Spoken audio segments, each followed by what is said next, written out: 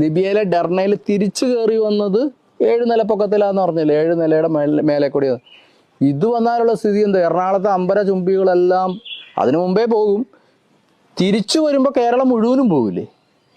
അതാ നമ്മൾ മംഗലാപുരം പോകില്ലേ, കർണാടകയുടെ തീരപ്രദേശങ്ങൾ പോകില്ലേ, മുംബൈ പോകില്ലേ, ഗോവ പോകില്ലേ? കടല് കേരളത്തിൽ നിന്ന് വന്ന വെള്ളമാണ്, എന്നാൽ കേരളത്തിൽ മാത്രം പോയാൽ മതി എന്ന് കടൽ ചിന്തിക്കുക.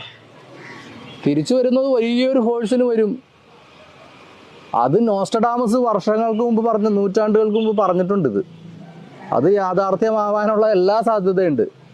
ഇതിപ്പോൾ പത്തനംതിട്ട മുതൽ തൃശ്ശൂർ വരെയുള്ള ജില്ലക്കാരുടെ പ്രശ്നം ഞങ്ങൾക്ക് യാതൊരു പ്രശ്നമില്ല. കണ്ണൂരുകാരനും കാസർഗോഡുകാരനും തിരുവനന്തപുരം എന്ത് പ്രശ്നമില്ല. അങ്ങോട്ട് പോയത് 10 മടങ്ങ് ശക്തിയോടെ തിരിച്ച് കടൽ ഒരു സുനാമി ആയിട്ട് വരുമ്പോൾ എല്ലാവർക്കും പ്രശ്നമാണ്. ഇവർക്കൊന്നും വെള്ളത്തിൻ്റെ ക്വാണ്ടിറ്റി അറിയില്ല, അതാണ് പ്രശ്നം. ഇതൊക്കെ മുകളിൽ നമ്മുടെ സമുദ്രനിരപ്പിൽ നിന്ന് 850 മീറ്റർ ഉയരത്തിൽ വെച്ചിരിക്കുന്ന കടലുകളാണ്. ഒരു കടലാണ് ഇങ്ങനെ പൊട്ടി ഒഴുകി വരുന്നത്.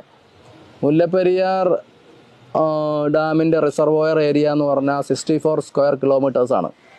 ഇടുക്കിയുടേത് 65 സ്ക്വയർ കിലോമീറ്റർ ഏരിയയിലേ വെള്ളം കിടക്കാണ്. അത് കടലാണ്.